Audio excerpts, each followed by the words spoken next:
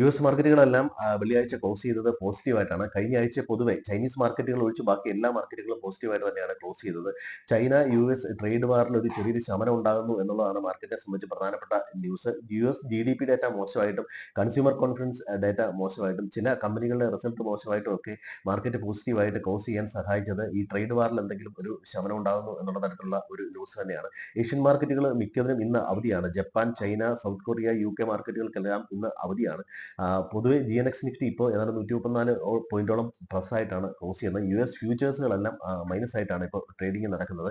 ഇന്ത്യയെ സംബന്ധിച്ചിടത്തോളം വരുന്ന ഡേറ്റകളൊക്കെ പോസിറ്റീവാണ്. GST കളക്ഷൻ 2.37 ലാക്ക് ക്രോർ വന്നത് പോസിറ്റീവാണ്. ഓൾ ടൈം ഹൈ ആണ് അത് വന്നേക്കുന്നത്.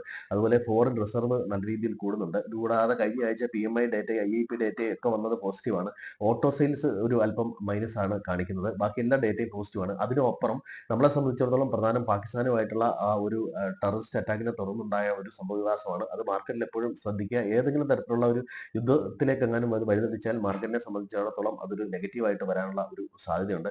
പിന്നെ പ്രധാനമായിട്ട് ഇന്ന് വരാനുള്ള റിസൾട്ടുകൾ എന്ന് പറഞ്ഞു കഴിഞ്ഞാൽ M&M, അതുപോലെ Coforge, Indian hotels, Bombay dining, CAMS, CCL product, Capri global capital എന്നീ കമ്പനികളുടെ റിസൾട്ടാണ് പ്രധാനമായിട്ടും ഇന്ന് വരാനുള്ളത്. കഴിഞ്ഞ ദിവസം വന്ന റിസൾട്ടുകളിൽ SBIയും കോട്ടക് ബാങ്കും പ്രതീക്ഷിച്ചത്ര രീതിയിലുള്ള ഒരു പ്രോഫിറ്റ് അല്ല കാഴ്ചവെച്ചേക്കുന്നത്. ഒരുപക്ഷെ അസറ്റ് ക്വാളിറ്റിയും ബാക്കിയൊക്കെ ഡേറ്റ പോസിറ്റീവ് ആണെങ്കിൽ പോലും പ്രോഫിറ്റിൽ പ്രതീക്ഷിച്ചത്ര രീതിയിലുള്ള ഒരു പ്രോഫിറ്റ് വന്നിട്ടില്ല. ചില ഏജൻസികൾ, ചില ഫിനാൻഷ്യൽ റിസർച്ച് ഫേംസ് ഒക്കെ പറഞ്ഞതിനേക്കാൾ ബെറ്റർ ആയിട്ടെന്നുള്ള ഒരു അഭിപ്രായവും മാർക്കറ്റിൽ വരുന്നുണ്ട്.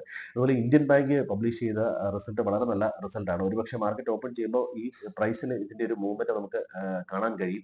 അതുപോലെ തന്നെ FISന്റെ പൊസിഷൻ നോക്കുകയാണെങ്കിൽ FIS ഡൊമസ്റ്റിക്കും അതുപോലെ തന്നെ റീറ്റെയിലേഴ്സും എല്ലാം നിലവിലുള്ള പൊസിഷൻ കുറച്ചിട്ടുണ്ട്. ഫോറിൻ ഇൻസ്റ്റിറ്റ്യൂഷൻസും പ്രോ ട്രേഡേഴ്സും ബുള്ളിഷ് ആയിട്ട് തന്നെയാണ് നിന്നത്, ഫ്യൂച്ചേഴ്സിലും ഓപ്ഷൻസിലും. ഫ്യൂച്ചേഴ്സിലാണ്ട് 53% ഷോർട്ട് പൊസിഷനിലാണ് FIS, pro traders 55%, retail traders ഏതാണ്ട് ഷോർട്ട് പൊസിഷൻ തന്നെയാണ് ഇപ്പോൾ കീപ്പ് ചെയ്യുന്നത്. ഓപ്ഷൻസിലാണെങ്കിൽ പോലും FISും പ്രോ ട്രേഡേഴ്സും ബുള്ളിഷ് ആയിട്ടാണ്, പക്ഷേ പൊസിഷൻ കുറച്ചിട്ടുണ്ട്. റീറ്റെയിൽ ട്രേഡേഴ്സ് ബെയറിഷ് ആയിട്ടാണ്, റീറ്റെയിൽ ട്രേഡേഴ്സും പൊസിഷൻ കുറച്ചിട്ടുണ്ട്, കുറച്ചിട്ടാണ് കാണുന്നത്. അതുപോലെ തന്നെ ഈ സ്മോൾ ഫിനാൻസ് ബാങ്കിൽ ഏതാണ്ട് 1.24% ഷെയർ ഇന്ന് ബ്ലോക്ക് ഡീൽ നടക്കാൻ സാധ്യതയുണ്ട്. അപ്പോൾ അത് ശ്രദ്ധിക്കുക. അതുപോലെ ആസാദ് എഞ്ചിനീയറിംഗ് ഫോറിൻ കൊളാബറേഷൻ ആയിട്ട് ഒരു സ്വിറ്റ്സർലൻഡുമായിട്ട് ഒരു കമ്പനിയിൽ എഗ്രിമെന്റ് വെച്ചിട്ടുണ്ട്. അതിന് 450 കോടി രൂപയുടെ ഓളം എഗ്രിമെന്റ് ആണ് വെച്ചിരിക്കുന്നത്. പൊതുവെ മാർക്കറ്റുകളിലെല്ലാം പോസിറ്റീവായിട്ടാണ് ഗ്ലോബൽ മാർക്കറ്റിൽ നിന്നുള്ള റിപ്പോർട്ട് വരുന്നത്. ഇന്ത്യൻ മാർക്കറ്റിൽ ഈ യുദ്ധം പാകിസ്ഥാനുമായിട്ടുള്ള ആ ഒരു ടെററിസ്റ്റ് അറ്റാക്കുമായി ബന്ധപ്പെട്ട ഒരു പ്രശ്നം പ്രധാന പ്രശ്നം തന്നെയാണ്. അപ്പോൾ അത് ശ്രദ്ധിക്കുക. കഴിവതും പ്രോഫിറ്റിലുള്ള പൊസിഷനൊക്കെ കുറച്ച് ബുക്ക് ചെയ്യുന്ന നന്നായിരിക്കും. ഓപ്ഷൻസ് ട്രേഡ് ചെയ്യുന്നവർ പ്രത്യേകം ശ്രദ്ധിക്കുക. എല്ലാവർക്കും നല്ലൊരു ട്രേഡിംഗ് ദിനം ആശംസിക്കുന്നു. Thank you.